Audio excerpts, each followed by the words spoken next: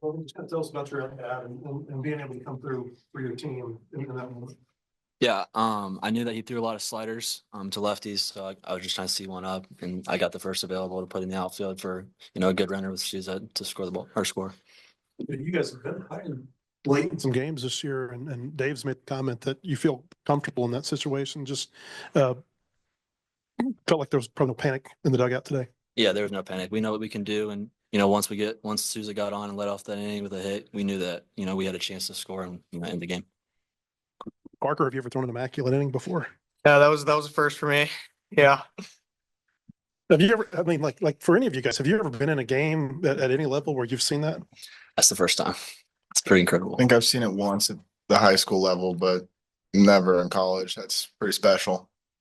I mean, for you, Landon, or you, Parker, I mean, just to be able to throw 9 strikes in a row like that, obviously it's difficult. Why and how were you able to do that today?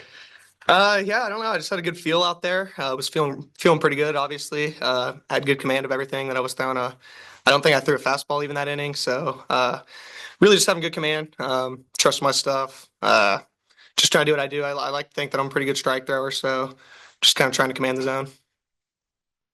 Yeah, I mean, kind of same thing. Throwing 9 strikes in a row is hard even without a hitter in there. So it's extremely impressive when there's a Division I hitter and he was going left on right that whole inning. So it was really impressive, really fun to watch.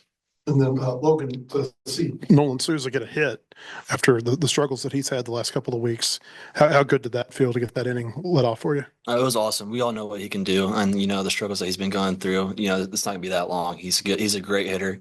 We've seen it in the fall. We've seen it in the spring, and it was really good for him and really good for us. At what point, Parker, in that inning, do you realize you could have is it at the second strikeout when there's 2 strikes on the third guy? Like when is it like, oh, I might have something special here? Yeah, I would like to say in the middle, probably of that third guy. I was like, man, I don't think I've thrown a ball yet, and just kind of trying to shove that to the side and just get back to what you're doing. Just kind of make pitches.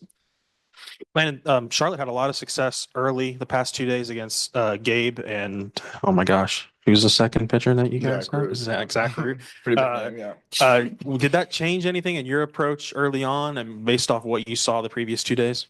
Yeah, so I guess that's kind of the upside of pitching on Sunday is you get to watch that offense twice before. And I thought the way Zach attacked them on Saturday was really impressive. And, he kind of set the standard for what I needed to do to have success. So I think it is quite an advantage to get to see an offense twice before you have to pitch. They were super aggressive all weekend. What was kind of the key for you limiting that? I knew they were free swingers early in counts. So if I could execute pitches 0-0, 0-1, they would get themselves out, and that's kind of what happened.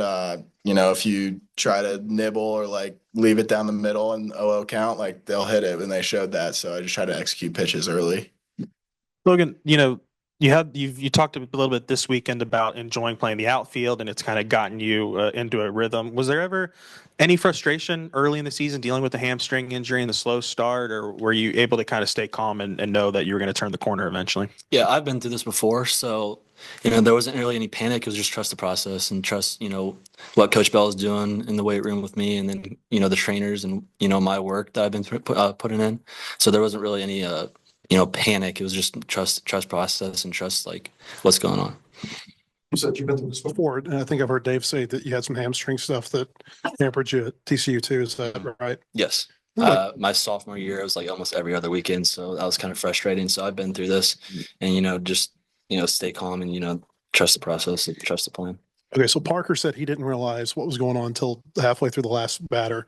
Do you guys realize it earlier, and is it like a no-hitter where you don't talk about it? I mean, kind of take us through that. Yeah, I think after the first 3-pitch strikeout, everyone kind of thinks about it, it's in the back of their mind, and then the second 3-pitch strikeout, it's all right, this is a thing, but he's probably not going to do it, right? He's not actually going to get it done. And then 0-2 in the third batter, you're it's the biggest moment of the game. And at that point, it's everyone's screaming at him, and then he did it and came off the mound like a madman. So yeah, it's just awesome to watch. You don't see that every day for sure. What about in the field? Did you notice what was going on? Honestly, I didn't know until I got in the dugout. I was, Like Parker's going crazy. yeah, then I saw him go crazy. I was like, "What happened?" Like, I know he just struck him out, but what happened? And like, he just threw an immaculate inning. I was like, "Oh my god, no way!"